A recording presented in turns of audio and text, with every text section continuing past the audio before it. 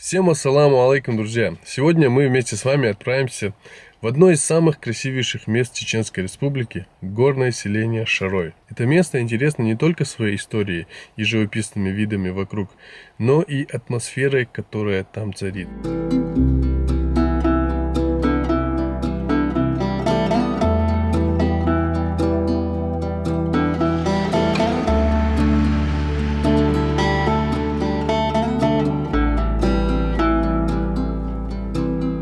По пути в Шарой можно заехать в одно место интересное и попробовать настоящий локальный специалитет. Это место называется Шатойский хлебзавод, самый знаменитый хлеб Чеченской Республики.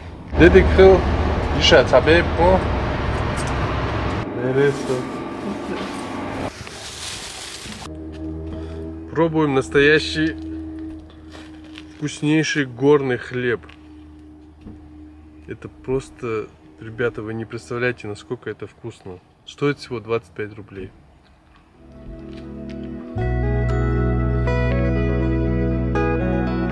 Сама дорога до Шароя заслуживает отдельного внимания. Очень много живописных локаций по пути туда.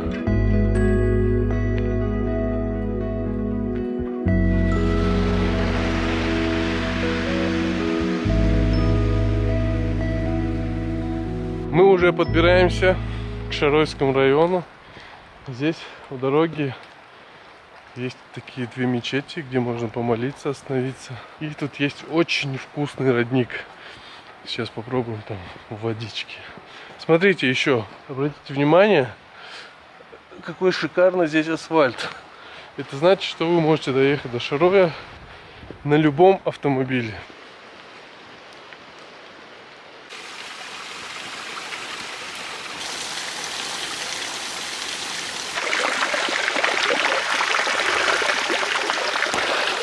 Видите, как красиво здесь вода стекает прямо по склону. Все тут обросло уже мхом, и через него проходит чистейшая горная вода. Здесь есть еще один такой же родник, но он не оборудован как предыдущий, но выглядит тоже очень красиво.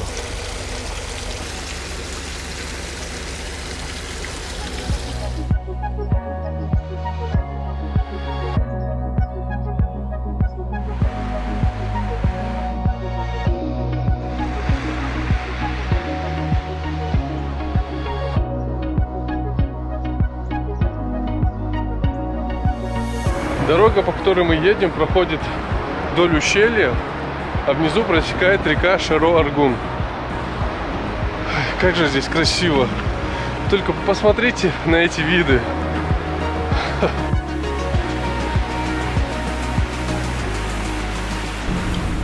Вот мы уже подбираемся к Шарою, и здесь зима, все снежнее и снежнее.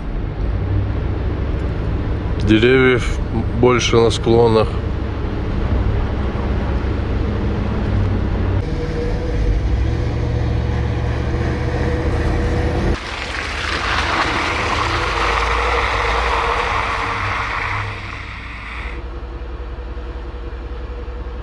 Друзья, мы наконец-то добрались до Шароя. И это не просто красивое горное село. Это место с богатой историей. Оно славится своими средневековыми жилыми и боевыми башнями, которые строились здесь сотни лет назад. И сейчас мы с вами посетим самый главный туристический объект в этом районе. Это Шаройский башенный комплекс, который был полностью реконструирован на старом фундаменте, который здесь остался после боевых действий.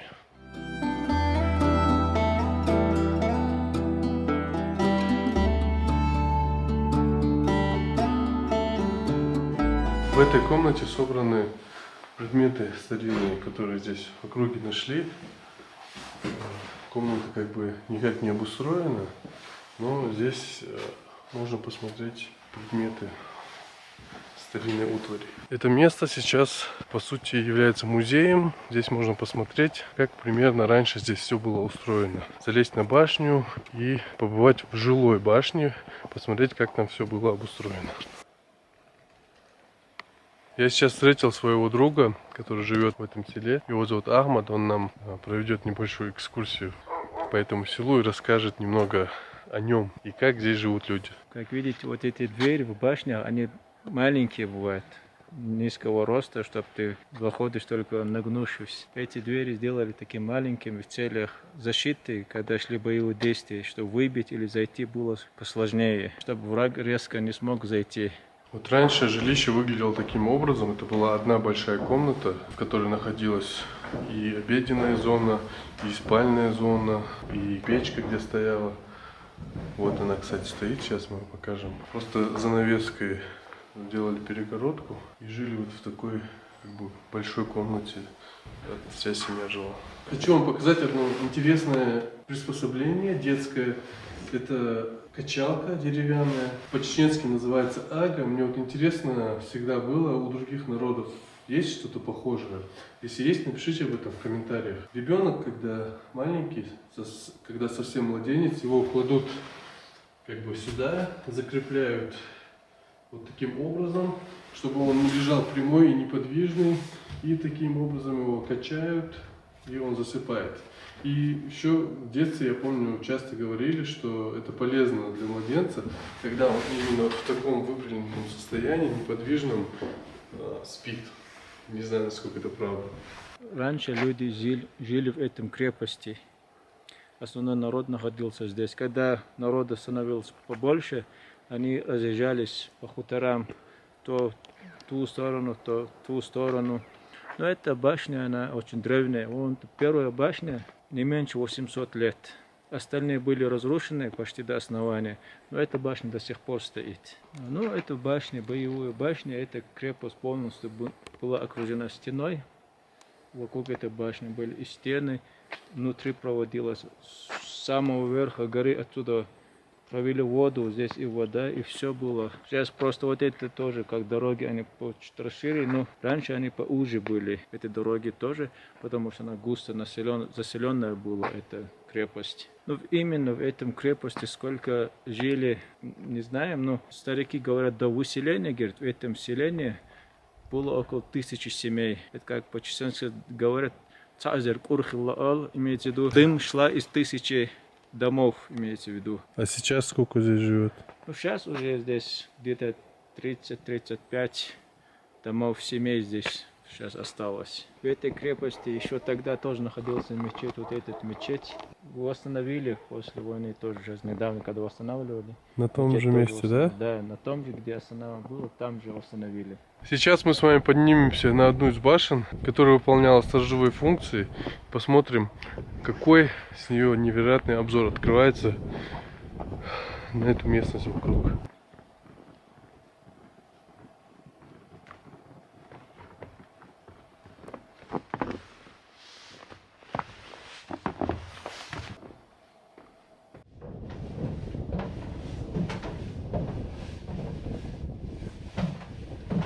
Вот мы и поднялись наверх. Здесь открывается на все 4 стороны обзор. И, правда говоря, очень сильно продувает.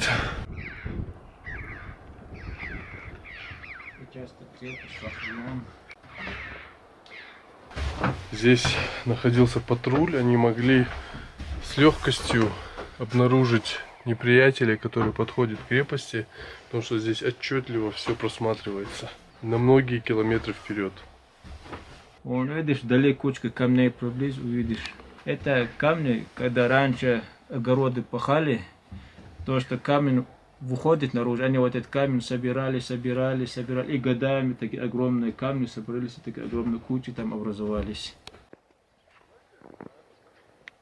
Вот ты говорил, что здесь в селе около 30 семей проживает. А чем в основном люди здесь занимаются? Ну, как и везде, кто-то работает, администрация, школа, а кто там себе хозяйство ведет, скотину держит, на откорм, сушеное мясо, все такое, это с хозяйством занимается. Сейчас зимний сезон, сейчас у некоторых сушеное мясо будет, хорошее, горное. А огороды люди здесь ведут, огороды?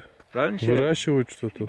Раньше то, что вот видишь, все это пустые места, где там склоны, все это места засеивались. Кукуруза, картошка, всем это. А сейчас у себя дома немного, но не так много, как раньше. Для Сейчас там- личного использования, Да, да? для личного использования сейчас огороды держат. Но в основном то, что человеку необходимо, в основном здесь на месте бывает картошка, капуста, морковка, бурак, все. Это вот я свое покупать практически из овощей ничего не нужно. Плюс мясо и всякие молочные продукты, Да. да? Да, мясо, сметана, сыр, топленая масса, все свое. Довольно долго на улице, прохладно. Сейчас зайдем домой, горячий чай, еду. И тепло это особенно от дров тепло.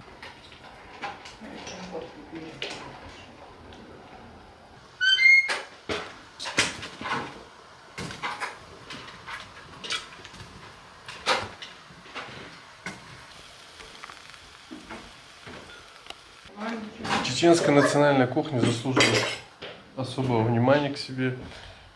Сегодня у нас на обед соус ангалнаш. Я такие еще не пробовал. Соусом, не соли. Соусом могу. Снимать yemek şat hayat. Yuy. Ажол такие. Макаем в чесночный соус.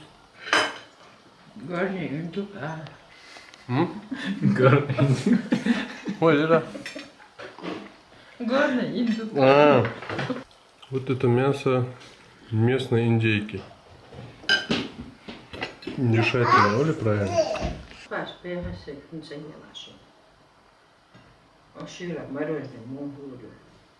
Какое твое любимое чеченское блюдо? Прингл, соус ангалнаш обычный я люблю. Я впервые ем соус ангалнаш. Мы выяснили по-русски, это называется воздушные галушки. Они готовятся на пару. Что-то похожее из дагестанской кухни, но там, по-моему, они варятся в воде, а это на пару сделано. Очень вкусно, особенно с домашней индейкой. С чеченской кухни какое твое любимое блюдо? Бешбармак. Так это не чеченское, это казахское. Это ногчи, я умею. Ногчи мое уже. Соус ангалнаш. Казакашка, Ногчи шич, ногчи хыл, хылы. Ногчи, соус ангалнаш, джижи галапон, диез. Чепел, хангал. Ну, все основные блюда, да? Чеченская кухня вся вкусная. Да, на самом деле в чеченской кухне не так много блюд, но они все очень сытные и вкусные. Домашнее мороженое, Югар. Мороженое его смотришь. И мороженое есть, или? Ага. Herkes yerli. Magazin okun. А бам, это çok психо. Брусничный мороженое, Югар. Самый полезный, Югар. Чай мала и что? Друзья, это перетертая горная брусника, которую они здесь же собирали у себя на склонах. Верно? Да. У нас есть выпуск, который мы снимали ровно 4 года назад. Мы с Ахмадом как раз ездили, собирали чернику, бруснику. Если вам будет интересно, посмотрите его.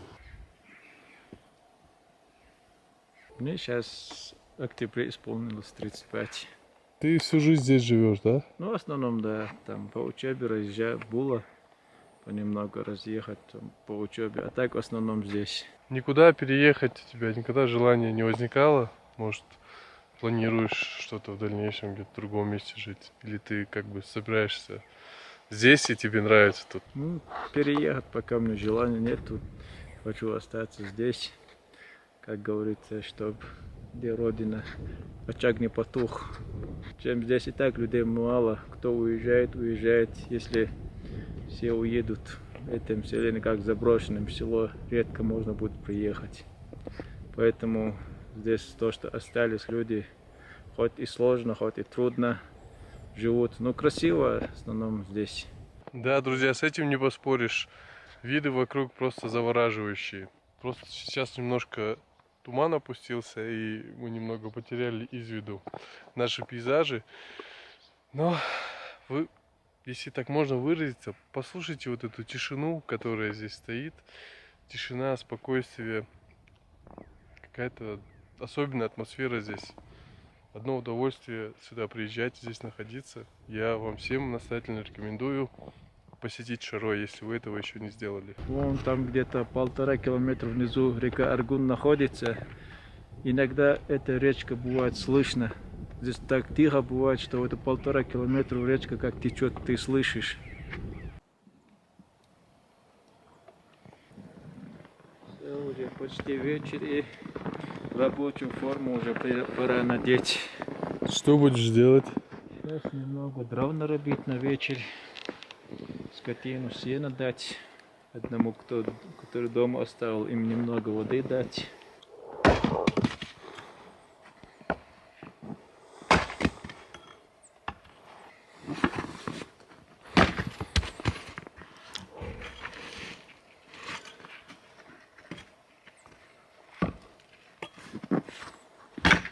У вас здесь газа нету, да?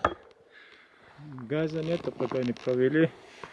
До района провели, но до села еще не провели. Поэтому пока топим дровами. Обычно мы дров рубим и уже где-то под навесом, чтобы сухая была, ставим. Так как дров пока привезли недавно, поэтому пока понемногу рубим. И чтобы немного зимой тоже рубить, оставляем иногда. Не все сразу рубим. Так как если техника много стоит, она заржавеет. Так и человек, если зимой особо работы мало бывает. Поэтому, чтобы хоть какая-то работа была на зиму, немного оставляем дров. Вот этой кучи на всю зиму хватит? Еще есть. Еще есть? Ну, тоже хватит. Ну, обычно кому по-разному. Кому-то один КАМАЗ хватает, кому-то 2 КАМАЗа.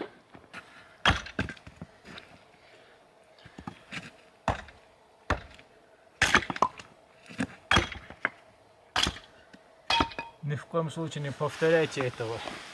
Чего? Рукой держать и топором рубить.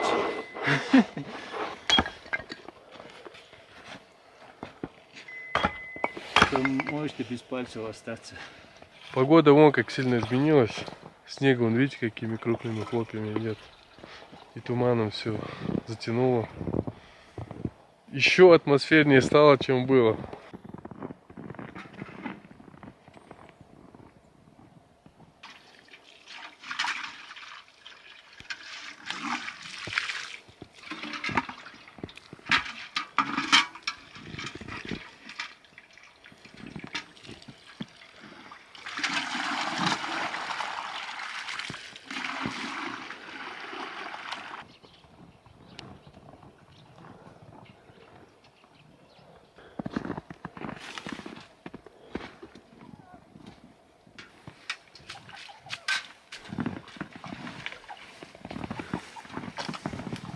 Много у тебя скотины, Ама? Ну, где-то штук 20 вот так. Это просто отделил. Это немного, чтобы на откорм поставить на зиму. Делянки подсосные отделил, поэтому их дома держат. Остальные уже на выпасе сейчас. Вечером должно прийти. А вот сейчас под снегом они находят, что есть? Ну, утром я сено дал, и они, чтобы всех там вручную не сможешь напоить, поэтому на водопой они сами идут, потом вечером приходят, отпускаем. Если снега нет, то они пасутся. Если есть снег, воду пьют и приходят домой.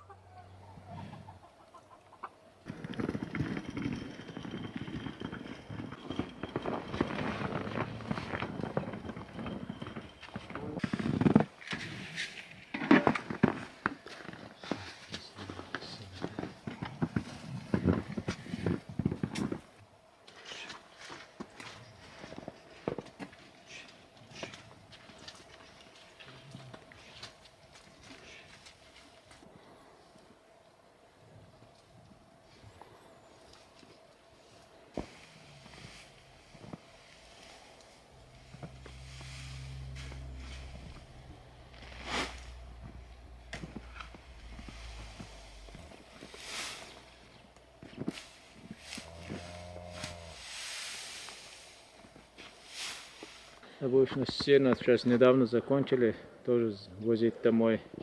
С августа начинаем косить. Иногда быстро заканчиваем. Если осенью дожди начинаются, до поздней осени приходится работать. Вот в этом году сейчас недавно привезли сено тоже. Когда снег, скотине тоже, если держишь, надо давать еду.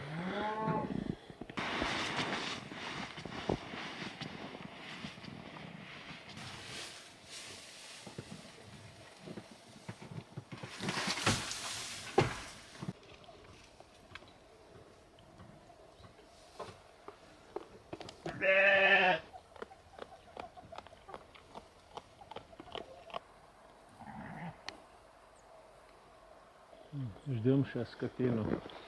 Смотрим, откуда придет.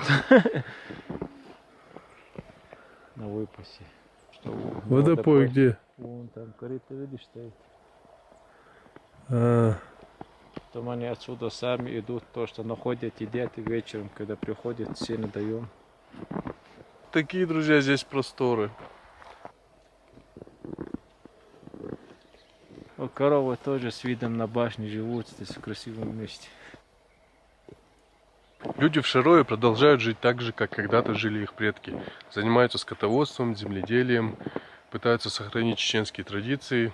И на самом деле это очень уникальное место. Я люблю сюда приезжать. К сожалению, не так часто это получается, как хотелось бы. И во время визита сюда, особенно если ты приехал из шумного города, очень остро ощущается эта гармония с природой.